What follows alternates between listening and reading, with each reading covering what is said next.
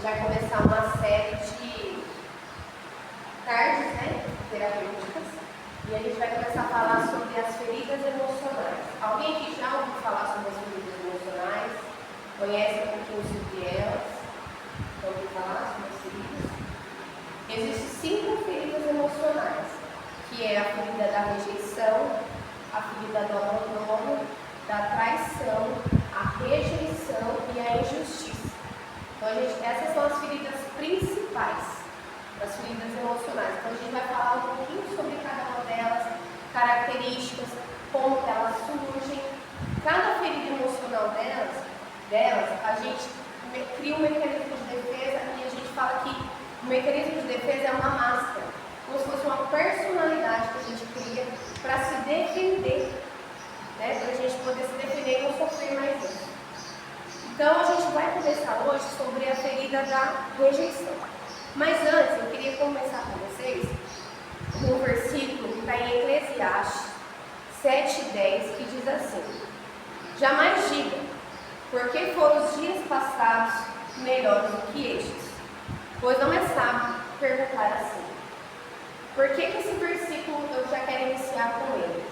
Porque a gente fica muito preso no passado, remoendo o passado. E a ferida emocional, ela é instalada no nosso passado, na infância. Então, ela é instalada na infância. Tudo que acontece hoje, a gente chama de gatilhos. Então, acontece hoje, me dói hoje, só que a raiz está lá na infância. Então, não é sábio dizer tanto que foi bom os dias passados, tanto ficar olhando os dias atrás. Não é bom a gente ficar preso no passado. Outra base que eu gostaria também, depois as irmãs meditem lá na casa de vocês, mas eu vou falar um pouquinho sobre hoje essa história, está no livro de 1 Reis 19, 1 Reis, capítulo 19, do 21 até o 31, que é a história que fala sobre Elias e Eliseu. É bem conhecido, né? Então, a história está dizendo assim, que Elias, ele vai lá passar o manto para Eliseu. Então, Eliseu estava lá, né, no trabalho, era um dia comum para ele, ele estava, às vezes pode ser que eu confundo o nome dos dois, que é muito parecido, tá? Aí vocês me corrigem aí. Então, ele estava lá, o que? Arando a terra. Antigamente, não era igual hoje tem máquina, é tudo muito mais fácil arar a terra. Mas, antigamente, eles usavam os bois. Então, ele estava com uma junta de boi ali, arando a terra. Então, vamos ali hoje pensar nessa história. Imagina lá, ele no meio do barro, aquele monte de boi, preparando a terra para o plantio. Como que era esse ambiente que Eliseu estava? Será que era um ambiente confortável? Está no meio do barro? Está no meio de um monte de animais? Às vezes com um fedorzinho ali de cocô, sujo. Não era um ambiente tão agradável, não é verdade? Mas Eliseu estava no trabalho dele, ele já estava acostumado com aquele trabalho. Então Eliseu estava lá, trabalhando, arando a terra.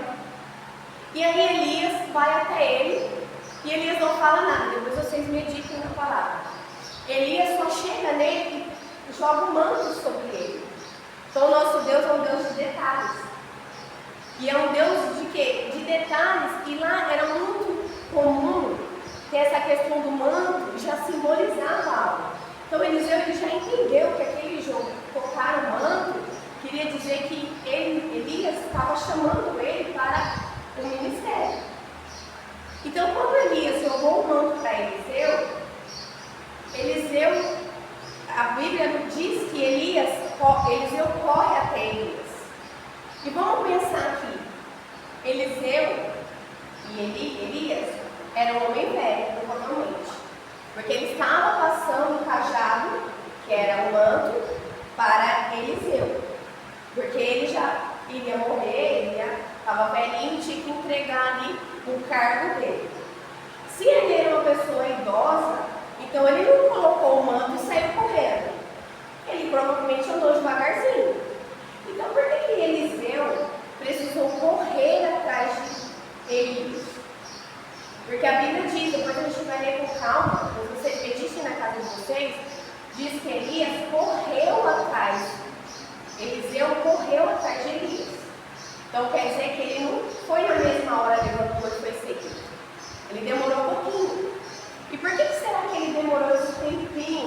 a ponto de Elias avançar nessa caminhada. Então eu quis trazer essa história para a gente trazer para os nossos dias de hoje e começar a pensar um pouquinho. Pode ser que pareça um pouco confuso, mas depois vocês vão entender. Então vamos pegando os detalhes. Então Elias colocou o manto em Eliseu e continuou a caminhar. Eliseu estava lá na Inglaterra, pegou o manto e correu até Elias. Quando ele correu até Elias, ele pediu para que ele voltasse para despedir dos pais dele. Vocês lembram aí dessa parte da história? Só que antes dele despedir dos pais dele, ele voltou até os bois. Ele não foi mais imediatamente falar com os pais. Ele voltou até os bois. Vamos fazer na nossa linguagem de hoje, fez um churrasco com aquele monte de boi. Fez um churrasco com a ajuda dos bois, serviu para os servos, comeu ali um churrasquinho, depois foi falar com os pais. Pegaram aí as informações. Primeiro ele corre até Elias, então quer dizer que ele ficou pensando, ficou ali calculando, será que eu vou? Será que eu largo ali a minha vida? Mas porque estou tão acostumado com a vida que eu levo, o que será que eu vou encontrar nessa caminhada, nesse novo percurso? Estou tão acostumada com a vida que eu levo, com a minha zona de conforto, e a gente precisa sair da zona de conforto se a gente quer transformação e começar a ir para a zona de confronto se a gente quer ser transformado. E aí a gente vai entender quando a gente entrar na parte da ferida emocional, porque dói. Quando a gente encara as nossas feridas, né? Dói. Mas se a gente quer transformação, a gente tem que encarar. Então Eliseu, ele pensou um pouquinho até correr. Depois que ele se decidiu, que ele foi até Elias, ele ainda falou, deixa eu voltar e despedir dos meus pais. Antes dele se despedir dos pais, ele precisou dar um fim no passado dele. Porque se ele não desse um fim no passado dele, ele saberia que qualquer... Gente, chega bem criado. Ele saberia que qualquer pedra no caminho dele faria ele desistir e voltar para a vida que ele tinha lá atrás. Então ele decidiu o quê? Pôr um ponto final na vida passada dele. Porque se ele continuasse com a junta de bois lá, o primeiro obstáculo, que a gente sabe que caminhar numa vida nova não é fácil, ele voltaria para a junta de bois novamente. Então ele precisou o quê? Pôr um ponto final na história do passado dele. Então a gente contou ali um pouquinho dessa história para entrar ali nesse contexto e entender por que estudar as feridas emocionais são tão importantes.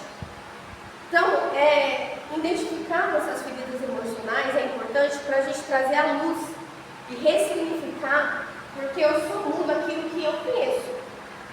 Se eu não conheço o que dói dentro de mim, eu não vou mudar. Eu não vou mudar. Eu preciso trazer à luz, conhecer, para eu poder ressignificar. Porque se eu não sei o que dói, eu não vou mudar.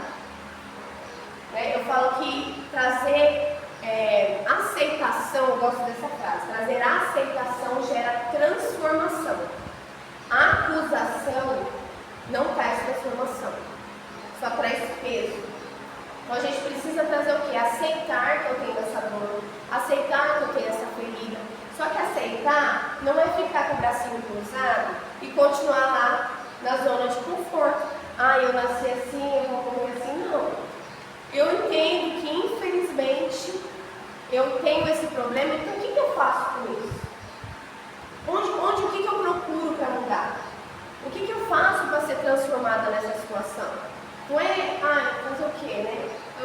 Aconteceu isso comigo, então eu vou permanecer desse jeito. Não. É entender para ressignificar. Então, aquilo que eu tomei consciência, ainda fica mais difícil de eu conseguir. Aquilo que eu não tomei consciência ainda fica mais difícil. Se eu conseguir mudar, porque é desconhecido para mim. Então, se eu não descobrir, vai ficar desconhecido para mim. Então, as feridas emocionais, elas são instaladas na primeira infância. Então, aqui, gente, não estamos querendo acusar nossos pais. Porque eles deram o melhor que eles puderam fazer por nós. Eles só replicaram aquilo que eles tinham. Eles não sabiam fazer diferente, como nós também, quem é pai e mãe, aqui nós somos todas mulheres, mas nós que já somos mães, também sabemos que nós erramos muito com os nossos filhos.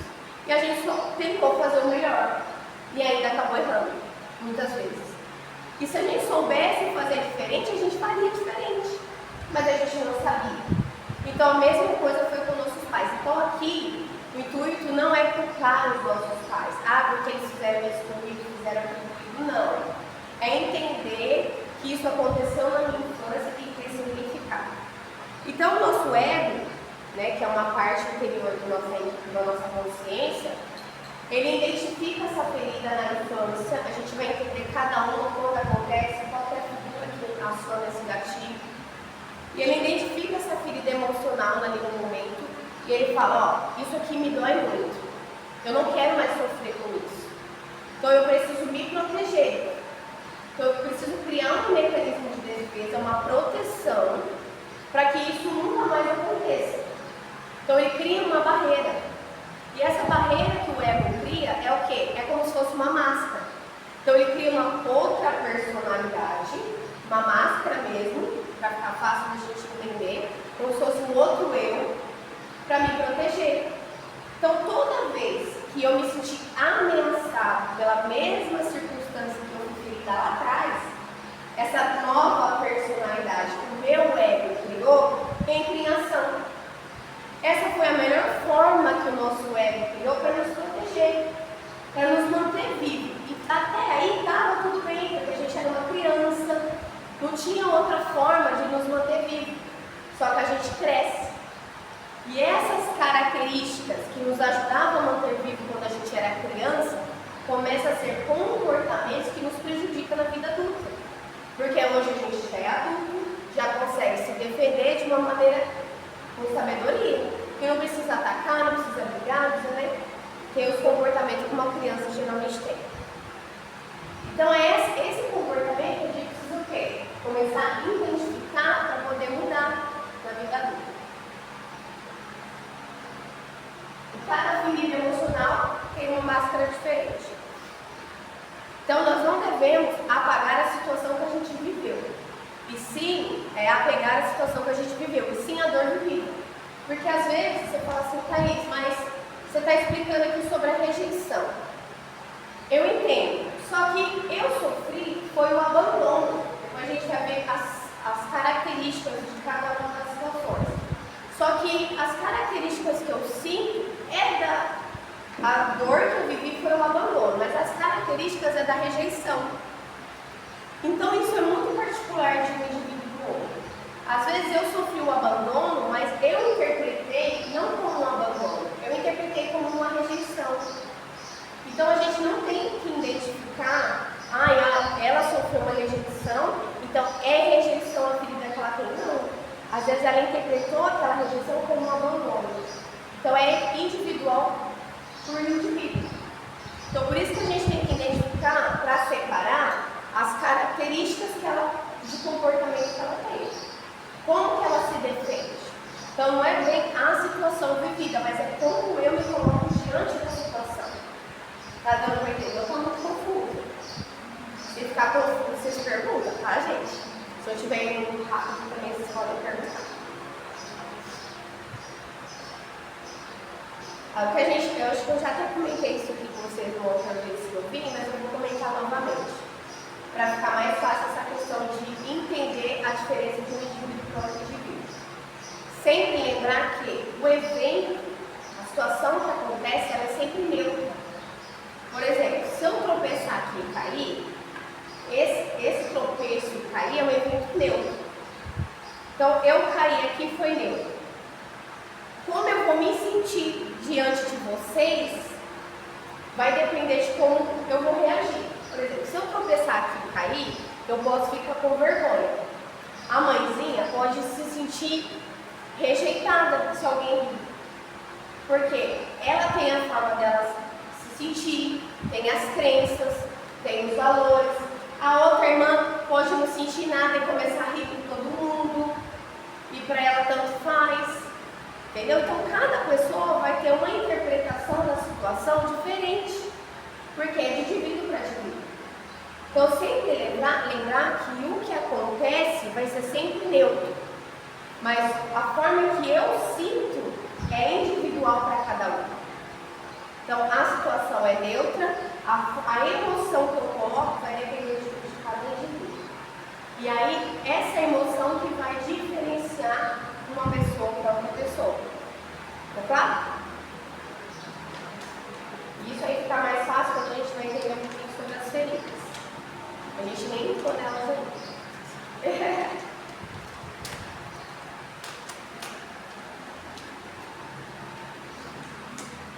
Um exemplo aqui, ó, para ficar claro. Por exemplo, separação dos pais. A separação do pai é um evento neutro. Cada criança vai identificar de um jeito. Quando os pais se separam, uma criança se sente rejeitada, uma criança vai se sentir abandonada, uma criança não vai sentir nada, vai depender da criança. Então, esse evento ele é neutro. Uma criança pode se sentir assim: os meus pais não me amam, por isso que eles estão se separando. Ela pode trazer responsabilidade para ela, sendo que não tem nada a ver. Os pais estão separando porque eles não se amam mais, mas a criança às vezes acha que é ela. Então, essa emoção é da criança. Então, esse sentimento, essa emoção de que eles não me amam, produz o quê? Uma tristeza. E essa tristeza é o quê? Um sentimento. E esse sentimento gera o quê? Uma ferida. Que nesse caso aqui pode surgir uma ferida do abandono ou pode surgir uma ferida da rejeição. Você está vendo como fica muito ligadinho um com o outro? Um pode se sentir rejeitado, o outro pode se sentir abandonado, o outro pode se sentir traído porque meus pais se separaram. Estou me sentindo traído porque os meus pais me largaram. Ou eles me traíram porque eles não me deixaram. Então, por isso que para identificar a gente tem que observar qual é a máscara que eu me encaixo melhor. Agora a gente vai entrar realmente na questão da raiz da rejeição.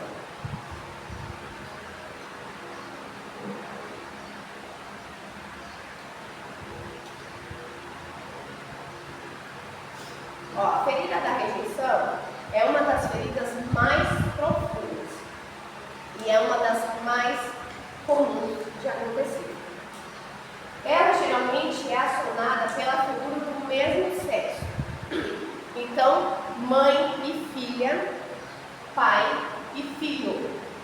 Então, sempre vai ser acionada pela mesma figura. A mãe sempre vai acionar a ferida na filha, o pai sempre vai acionar a ferida no filho, quando for rejeição. A raiz, ela sempre vai ser instalada na infância. Um exemplo. Quando a gente fala assim, mas fulano me machucou, a culpa é dele, por exemplo, um relacionamento, meu marido não quer saber mais de mim, e ele me rejeitou, e aí a mulher sempre acusa o marido, ele acionou o gatilho. Só que essa rejeição, ela está lá atrás, como a gente já começou a falar no início. Aí eu gosto de usar o exemplo da mão com a luva. Imagina que a gente está com uma ferida na mão. E aí aquela ferida está doendo, está infeccionada. Só que a gente não quer que ninguém veja. Então o que o nosso web faz? Coloca uma luva na nossa mão, para esconder. Ele não quer que ninguém veja. Então a gente está lá com a luva na mão, e aí chega uma pessoa, nosso marido, vamos usar o exemplo, e ele vem nos cumprimentar, e ele pega na nossa mão e vai apertar a nossa mão. Quando ele aperta na nossa mão, o que vai acontecer? Vai doer, tá? Foi intencional machucar a nossa mão às vezes? Às vezes não foi intencional, ele não quis machucar a nossa mão, às vezes até quis. Em alguns casos ele quis sim. Mas nesse caso não foi intencional ele apertar a nossa mão e machucar. Só que a nossa mão estava ferida. Então a nossa mão estava com a luva. Então a nossa responsabilidade é o quê? Tirar essa luva, tratar essa ferida, ressignificar para que todas as vezes agora que alguém vier apertar a nossa mão, esse gatilho não seja mais acionado, porque a ferida está dentro de mim. A culpa não é do outro acionar, Quando eu estou tratado, eu até consigo me livrar de pessoas que podem acionar gatilhos. Não que eu vou tirar a responsabilidade de pessoas abusadoras. Lógico que tem pessoas que são abusadoras, que vão querer nos machucar, mas os abusadores não é isso. Mas a gente começa a se conectar com pessoas e se afastar de pessoas mal intencionadas, porque a gente já consegue se ligar. Então a dor da rejeição é uma dor de não ser aceito. É aquela dor da pessoa realmente se sentir que a outra quer se afastar, de não querer o outro por perto. Que é como se o outro sentisse nojo da gente. Então é uma dor muito forte. Você imagina que tristeza você saber que a pessoa não te quer perto. É um sofrimento muito grande, ainda mais com uma criança que não tem a percepção. Então é aquelas pessoas que... É a mesma coisa a pessoa dizer assim, eu não quero você. Eu não desejo você perto de mim. Então esse é o sentimento que está instalado dentro do inconsciente daquela criança interior que nós ainda contamos ela dentro da gente. Quem tem a ferida da rejeição, ela carrega essa informação. Eu não quero você. Eu não quero você perto de mim. Você nunca é suficiente. Ela carrega essa informação dentro dela. E a superproteção também da mãe pode desencadear também essa ferida da rejeição. A superproteção, aquela mãe que não deixa a filha fazer nada, sabe? Sempre está por cima ali, querendo fazer tudo, não deixa fazer nada. Também pode gerar essa ferida emocional de ser insuficiente. E a gente tem que lembrar que a rejeição pode ser verbal e não verbal. Às vezes nem da gente falar, só com as nossas atitudes também pode acionar a raiz da rejeição. E um exemplo também que a gente tem que lembrar que pode ser na gravidez. Por exemplo, às vezes a mãe está grávida e ela foi uma gravidez indesejada. Ela estava namorando, de repente aconteceu de engravidar, não era o momento que ela esperava aquela gravidez, de repente deu lá um positivo. E às vezes ela nem falou, nossa, eu não queria estar grávida. Ela sentiu, nossa, eu não queria estar grávida, eu não queria ter esse bebê. Essas vibrações, esse sentimento de tristeza e rejeição, o bebezinho sente. Então essa informação ficou cravada ali no bebezinho. Então ele sente ali desde o ventre aquela rejeição da mãe. Às vezes a mãe teve uma gravidez complicada, enjoos, passou muito mal, teve uma gravidez complicada. Toda aquela sensação ali da gravidez, a criança sente, acredita que todo aquele problema que a mãe está sentindo é problema da criança. Às vezes tem um problema no casamento de abusadores, o pai bate na mãe e a mãe sofre, chora. A criança sente toda aquela dor, acredita que o problema é com ela. A minha mãe está chorando porque sou eu. A minha mãe está com dor, a culpa é minha. Então essas informações estão dentro do inconsciente da criança. Oi? Vai tentar. Então essas informações vai ficando gravadas dentro da criança que ela é o problema. E ela vai se sentindo rejeitada. Por isso que eu falei, tanto o verbal, tanto o não verbal. Porque essa criança está no ventre ainda. Ela não está, às vezes, nem escutando, né, de perto, aí, olhando no olho. Ela nem tem tanto entendimento, mas ela está sentindo. Então, imagina o verbal mesmo. Quando, você não presta, eu não quero você estragou a minha vida. Muitas vezes tem famílias que verbalizavam isso para os filhos, por falta de sabedoria, às vezes na raiva, né? Então pode ser tanto verbal quanto não verbal. Aqui eu já falei que pode ser no início da concepção, já usei o exemplo, né, da gravidez não desejada, é um dos exemplos mais clássicos aí da rejeição, mas pode ser outros. Às vezes a criança nasceu e aí foi jogada, veio para outra família, a criança foi adotada, também é um sentimento de rejeição pode ser instalado. A máscara dessa rejeição a gente chama de escapismo. Não precisem, se atentar e querer gravar o nome da máscara. Isso aí é um nome dado pela ciência só para diferenciar aí de uma máscara para a outra. O que a gente precisa guardar são os comportamentos de cada ferida emocional. Então, a gente está falando sobre a rejeição, a ferida emocional, e como ela é instalada. A ferida emocional é instalada geralmente pela mãe e filha, pai e filho. Geralmente ela é instalada na concepção até os 2 anos de idade. Então, desde quando o bebê é concebido ali até os 2 anos de idade, essa ferida pode ser instalada. Você está vendo que é bem pequenininho? 2 aninhos, não tem? As falam, mas é um bebezinho, não entende, gente, não entende. Não entende sim. E a ferida e a máscara é a escapista. Então, a nossa mente, ela tem função do quê? De economizar energia e nos manter vivos. Então, justamente é por isso que ele cria essa máscara para nos manter vivos. Foi bom lá na infância? Foi. Mas agora está na hora da gente assumir o controle e dar um break aí nessa máscara, não precisa mais. Quais são os comportamentos na vida adulta que geralmente a gente desempenha quem tem a máscara do escapista? Muito medo do julgamento. Quem geralmente tem a ferida da rejeição tem muito medo do julgamento. Nós vamos falar sobre 5 feridas emocionais, lembra que eu falei? Thaís, eu posso ter as 5 feridas? Pode. Mas eu também posso sempre ter uma que prevalece, 2 que prevalecem, mas você pode ter as 5 feridas emocionais. Mas sempre vai ter 2 que são aquelas que você fala assim, é as que mais é evidente. Mas a gente pode desenvolver assim. Então, muito medo do julgamento. Quem tem ferida da rejeição tem muito medo do julgamento. Ela quer muito ser vista, mas ela tem medo do holoforte. É aquela pessoa que às vezes ir lá na igreja, dar uma palavra, dar uma saudação, falar um versículo, mas ela morre de medo de pegar o microfone. Medo do que as pessoas vão dizer. Medo do que as pessoas vão falar. Ai, mas e se eu errar um versículo? Ai, se eu gaguejar lá na frente, o que vão pensar de mim? Então, assim, ela tem muito medo que as pessoas olhem para ela. Ai, mas e se eu tropeçar? Aí, se eu vestir essa roupa aqui, vão falar que eu estou querendo me achar. E às vezes a pessoa comprou uma roupa bonita e não quer vestir uma roupa bonita. Então, às vezes ela não quer se vestir bem. É uma pessoa que gosta de se isolar. Ela não quer muita amizade, ela quer sempre estar sozinha. Ela sempre ela acha que não merece nada. Ela quer sempre o menor, o pouco, o mais barato.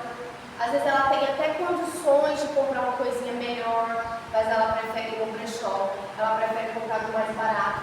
Ela prefere comprar do mais pouquinho. Eu amo brechó, gente. Amo brechó. Fala pra vocês, eu amo brechó.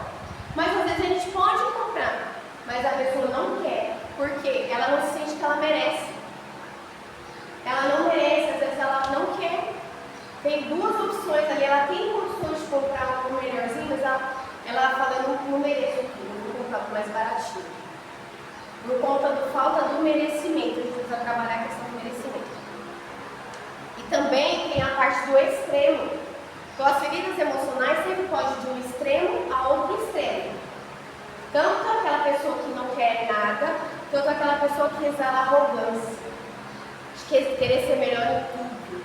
De, sabe, aquela pessoa arrogante, grosseira, sabe? Também pode ter ferida da rejeição. Porque ela só foi tão rejeitada na infância que agora ela quer rejeitar todo mundo. Que agora ela quer pisar em todo mundo, ela quer machucar todo mundo, ela quer acabar com todo mundo. Por quê? Eu não vou mais ser rejeitada. Agora eu rejeito todos. Não foi assim comigo? Agora eu vou fazer assim com todo mundo. É aquela pessoa que cria um muro tão grande assim que não deixa ninguém acessá-la. Então, essa pessoa também pode ter ferida da rejeição. E ela geralmente pratica a auto-rejeição também. Ela se auto-rejeita. Ai, eu sou feia. Ai, eu sou nojenta. Ai, eu sou magra demais. Ai, meu cabelo. Ai, minha unha. Ai, o meu dente. Ai, meu não sei o quê. Ai, às vezes a pessoa está bem, está bonita, está saudável, mas nunca está suficiente. Sempre está achando um defeito. Sempre tem algo para reclamar. Sempre tem algo para murmurar. Nunca acha um motivo de agradecer, um motivo de gratidão. Sempre murmurando, reclamando. Por quê? Não é porque ela quer, gente. É porque ela tem a ferida da rejeição. E às vezes ele fala, nossa, que pessoa chata. Não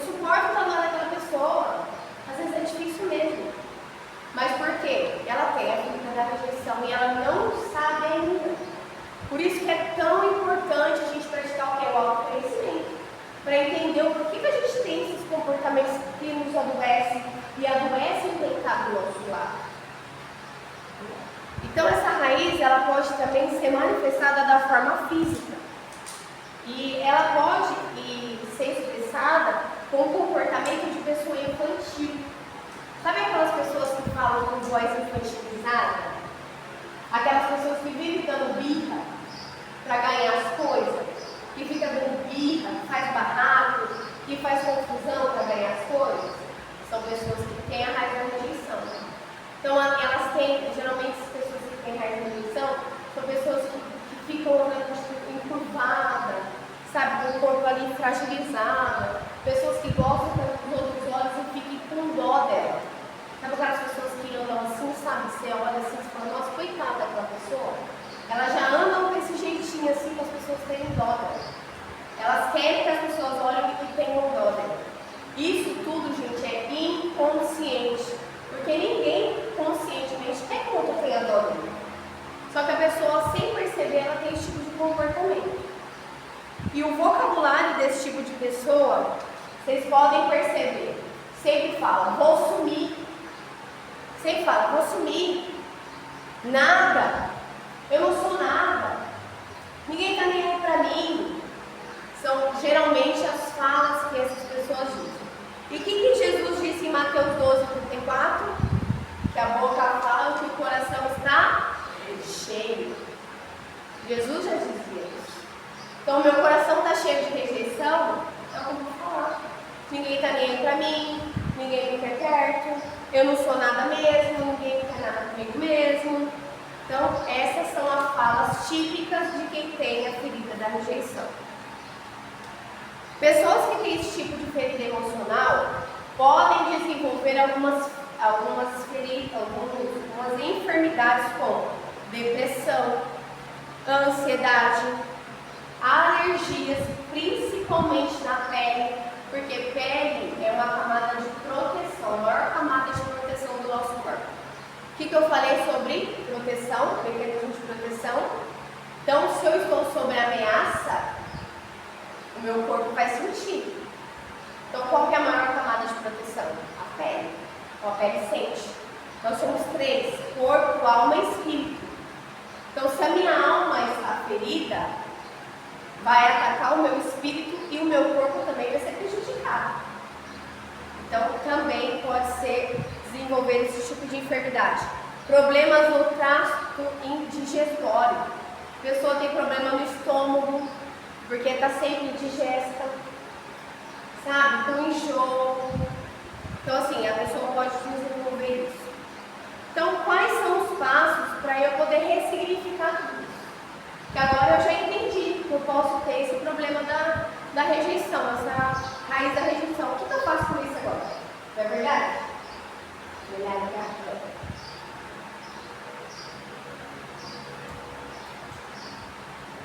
O primeiro passo, igual a gente já conversou, é aceitar. Tudo bem, Jesus, eu entendi que infelizmente eu passei pela questão da rejeição, minha mãe não tinha sabedoria, né? E o Senhor permitiu que eu estivesse numa família e passasse pela raiz da rejeição. E agora é ressignificar isso. E entender que o quê? Eu receito. Eu perdoo a minha mãe. Porque ela só me deu aquilo que ela tinha. Foi o melhor que ela poderia ter feito naquele momento. Agora é diferente. Eu sou adulta, eu não preciso mais do amor dela. Eu me amo, Jesus me amou. A maior prova de amor é dele. E é suficiente. Entende? Então, uma dica legal que a gente pode fazer é o quê? A hora que a gente chegar em casa, olha no espelho e fala assim, com o seu nome: Thaís, eu te aceito. Eu te acolho. Você tem direito sim de viver. Você tem direito sim de existir. Eu te amo. Fala para a sua criança interior. Diz o seu nome e fala: você tem direito de existir. Eu te acolho, eu te aceito. Porque essa criança interior aí dentro ainda está ferida. E ela precisa ouvir isso de você. Então, essa é uma das dicas para ressignificar essa ferida emocional. Aqui, gente, eu estou falando bem superficial sobre a ferida da rejeição. Eu já comentei com vocês, eu tenho um e-book, talvez até tem ele aqui, eu trouxe algumas cópias ainda que eu tenho. Tem tanto na versão digital quanto na versão impressa, que fala das feridas emocionais. Lá tem bem detalhada todas as características, fala todos os comportamentos de cada ferida emocional, fala bem certinho todas as enfermidades que cada ferida vai desenvolver, características corporais de cada ferida. Então, assim, é bem detalhado. Aqui, se eu for falar, a gente vai a tarde inteira. Não dá para falar exatamente sobre tudo. Mas a gente está falando ali o mais principal para a gente abrir a consciência ali. Agora eu trouxe uma outra atividade. Quem puder anotar, vocês anotem. Quem não puder, depois a gente dá um jeitinho de enviar para vocês. Eu trouxe algumas referências de alguns versículos.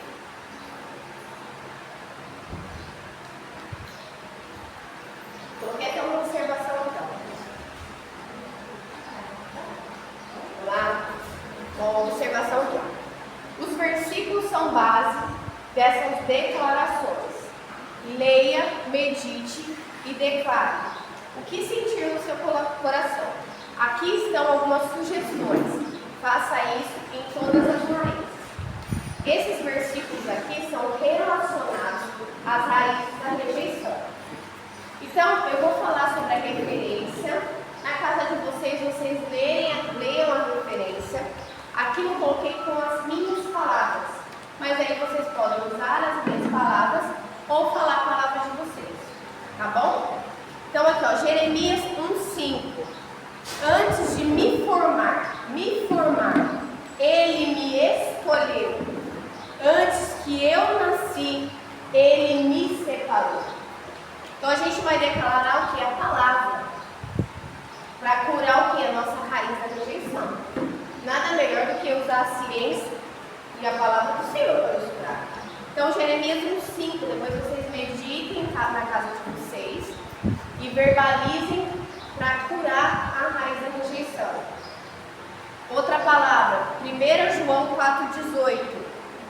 Quando reconheço o amor de Deus por mim, eu lanço fora todo o medo. Porque quem tem rejeição tem o quê? Medo de ser rejeitado novamente. Então, quando eu reconheço o amor de Cristo, eu lanço fora todo o medo. Eu não tenho medo de ser rejeitado mais, porque o maior amor é dele.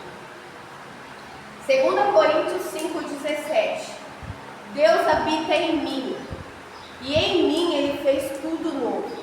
As coisas velhas já se passaram, e Ele fez tudo novo.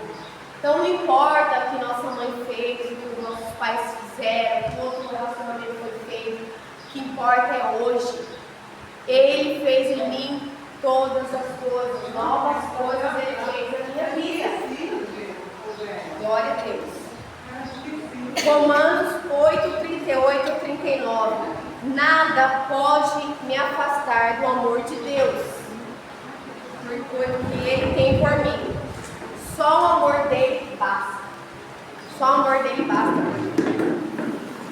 João 3,16. O amor verdadeiro que encontro em Deus, o amor verdadeiro que encontro só em Deus. Seu maior sacrifício é a prova disso, foi Jesus na cruz. Eu sou amado. Vocês estão vendo que todos esses versículos eu trouxe para mim, para curar a rejeição que habita em mim. Então a gente lê o versículo e você traz a luz para você. Efésios 1:5. Sou filha amada. Então, gente, aqui são algumas referências. Depois vocês lê com calma e verbaliza todos os dias. Fala para você, se você se identificou que tem essa raiz da rejeição, verbaliza para você, olha no espelho, escreve no post-it, prega lá na sua casa. Toda vez olha para você e fala assim, eu me amo. Sabe, Jesus morreu na cruz, foi por mim. Eu li um livro esses dias psicologia da Joyce Meyer, não sei se vocês conhecem, o livro chama Quem Quiser, eu posso mandar, eu também em PDF. Ele chama assim, Digam a Todos que Ele Me Ama. O nome do livro é bem pequenininho. E nesse livro, ela fala assim que, mexeu muito comigo, ela fala assim, se existisse só ela no mundo, Jesus tinha morrido só por ela. E vocês já chegaram a pensar, se só você existisse no mundo, Jesus viria no mundo só para morrer por você? O tamanho do amor dele? A gente nunca para pensar nisso, né? A gente fala assim, nossa, o amor de Jesus, Jesus morreu por todos.